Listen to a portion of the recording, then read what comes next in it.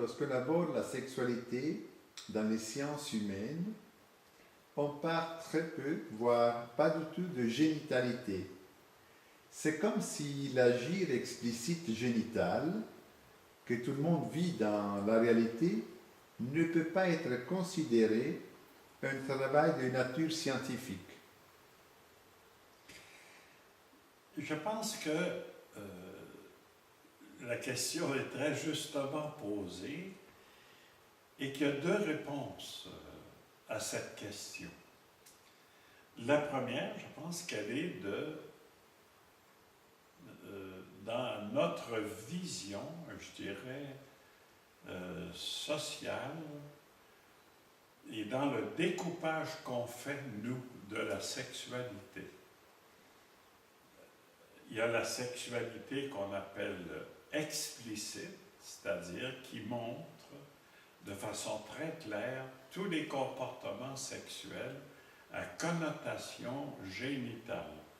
Alors, dans notre culture, on a tendance à appeler la vision en image ou la description dans les mots de ces scènes-là, on les appelle des écrits pornographiques. Ça veut dire, dans notre mentalité, une dimension déjà négative de la sexualité entre le découpage génital et le découpage dit amoureux, sentimental, affectif. Ça, vous avez ça, disons, déjà aujourd'hui, c'est encore comme ça.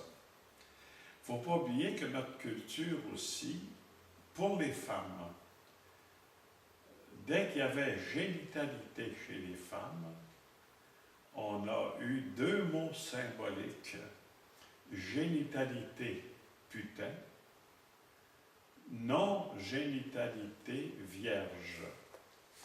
Et vous avez ce qu'on appelle la double appellation dans la culture judéo-chrétienne de la Vierge et de la putain. Celle qui avait du sexe étant la putain, celle qui n'en avait pas étant la Vierge. Or, ce qu'on a surtout valorisé, c'est le côté vierge.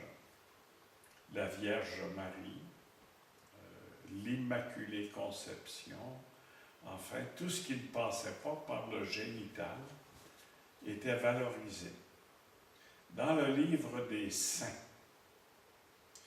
il y a 8 saints seulement qui ont eu une vie sexuelle génitale, mais ils ont été canonisés parce qu'à un moment donné de leur vie, ils ont cessé d'avoir une vie sexuelle génitale. Alors, vous voyez qu'on part d'assez loin déjà à ce niveau-là. Et pour les hommes, encore aujourd'hui, on a tendance à identifier vitalité génitale avec domination et même violence sexuelle. Et ce qui fait que la génitalité, disons, n'a pas nécessairement très bonne presse, même encore aujourd'hui. Il y a un autre facteur aussi qui défavorise la génitalité, c'est culturel. C'est que dans notre culture, tout ce qui est de l'ordre de la génitalité est considéré comme étant l'intimité. Or, l'intimité, on ne pose pas de questions là-dessus. Ça reste quelque chose d'intime, de secret au couple, etc. Or, il est assez paradoxal que la plupart des gens qui viennent nous voir ont des problèmes sexuels liés à l'exercice de leur génitalité et que, culturellement, on ne puisse quasiment pas en parler, puisque ça fait partie de leur intimité, c'est-à-dire les choses dont on ne parle pas.